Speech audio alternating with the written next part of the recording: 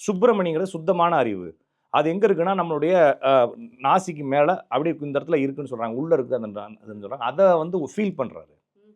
அதுலேருந்து நம்மளுடைய அறிவு இயங்கிக்கிட்டு இருக்கு. உடலுடைய தத்துவங்கள் இயங்கிக்கிட்டு இருக்குன்னு சொல்றாரு. அந்த அந்த மணி வந்து என்ன ஆகுது அப்படின்னா, அப்படியே இறங்கி இந்த பக்கம் 6 தலைகளாக பிரியுது.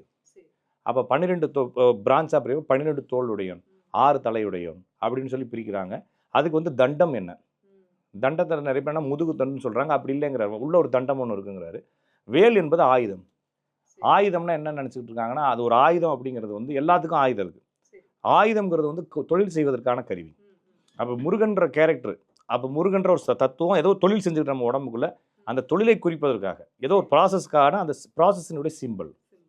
அப்ப நீங்க எகிப்துக்குள்ள போயிட்டீங்கன்னா, எகிப்தினுடைய எல்லா வரலாறுகளையும், எல்லா கதைகளையும் அந்த இதெல்லாம் படிச்சு பார்த்தீங்கன்னா, அதுல எல்லாத்துலயும் சிம்பல் வச்சிருப்பான்.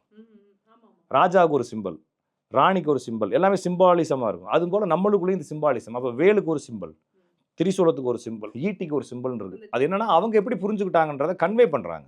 நான் எப்படி வேணாலும் புரிஞ்சுக்கலாங்க. நான் இப்ப உங்களுக்கு சொல்லணும் இல்லையா?